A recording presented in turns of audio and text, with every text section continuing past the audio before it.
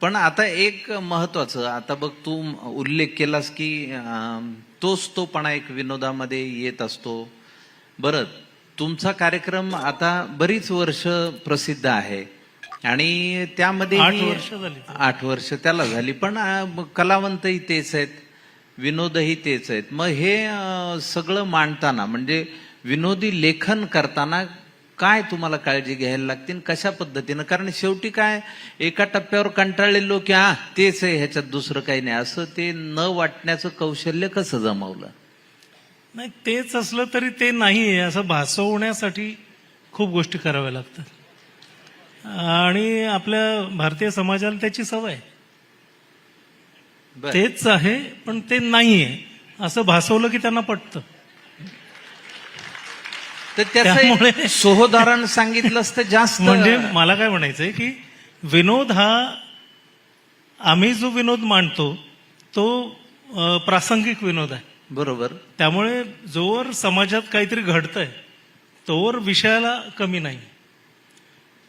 आमच्याकडे तू म्हणालास की नट तेच आहेत, खरं आहे, त्यातले बहुतांशी नट तेच आहेत. कारण गेली 8-10 वर्ष याहीपेक्षा आधीपासून म्हणजे बुलेट ट्रेन पासून 2014 पासून आमच्या टीम मधले नट आणि तंत्रज्ञ तेच आहेत. हे आम्ही चांगलं नियोजन करतो याचंही लक्षण आहे ते. आणि त्यांना आपुलकी वाटते त्या कलाकृतीविषयी सुद्धा.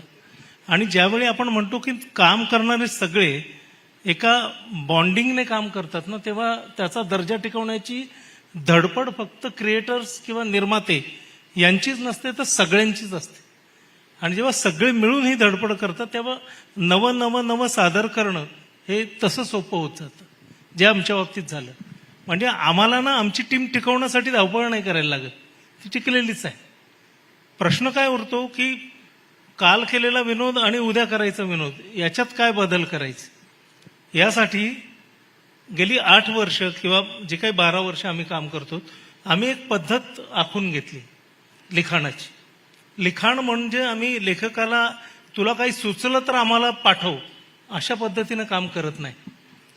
आम्ही आमचं शूटिंग संपल्यानंतरच्या दुसऱ्या दिवशी सगळे लेखक म्हणजे 8 ते 10 जणांची आमची टीम आहे क्रिएटिव्ह, ज्याच्यात सचिन मोटे, मी आहे, विनायक पुरुषोत्तम आहे, समीर चौघुले असतो, त्यानंतर प्रथमेश शिवलकर, रमेश बेटकर आहे, भूषण म्हणून एक भूषण शेलारे, अभिजित पवार आहे, ऋषिकांत राऊत आहे. ही सगळी मंडळी झूमवर आम्ही 10-10:30 सगळे बसतो. इकडच्या तिकडच्या गप्पा, राजकारणावरच्या गप्पा, जे काही पाहिलं, कुठं गेल्यानंतर काही घडलेलं असेल त्याच्यावरच्या गप्पा, अशातनं मग त्या विषयांना सुरुवात होते. त्याच्या आधीच्या झालेल्या शेड्यूलमध्ये काय फसलं, काय आपल्याला बदलणं गरजेचं आहे, कुठल्या नटाचे काही गोष्टी आता त्याच वाटायला लागल्या आहेत, तर त्याला कुठली कॅरेक्टर्स दिली पाहिजेत, याच्यावर चर्चा होते. आणि त्याच्यानंतर विषय शोधणं सुरू होतं. विषय शोधल्यानंतर तो विषय होईल असं वाटल्यावर त्याच्यावर पॉइंटर्स काढले जातात सगळे मिळून.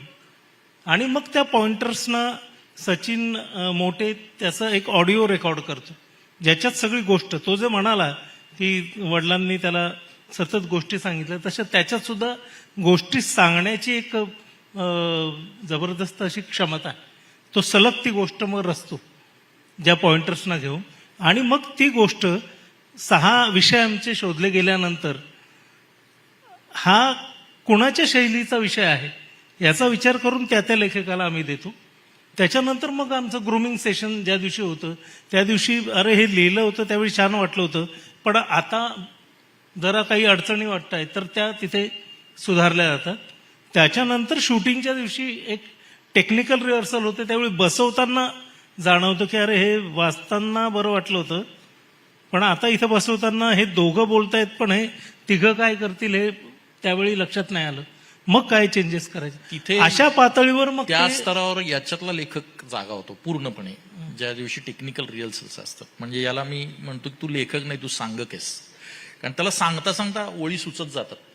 आणि मग बऱ्याचदा मूळची संहिता, त्यात बऱ्याचशा नवीन काही ओळी, आदल्या काही कट करणे, हे सगळं करत करत हा ते भरत नेतो. इम्प्रोव्हायझेशन्स आणि याची सवय असल्यामुळे ना, आणि मग ते फायनल प्रॉडक्ट तयार होतं.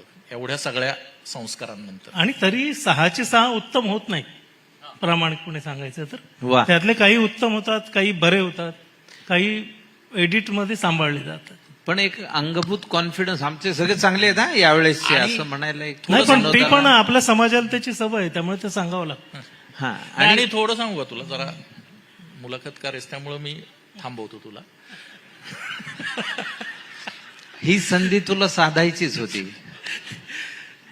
हा प्रश्न विचारलाच म्हणून सांगतो की इथे सगळे वृत्तपत्र माध्यमातले लोक आहेत आणि आम्ही टीव्ही माध्यमातले आहोत. आमचं ना जरा सेम आहे. उद्याचा पेपर छापायचाच आहे, उद्या शूटिंग करायचंच आहे, त्यामुळे ना सुचावंच लागतं.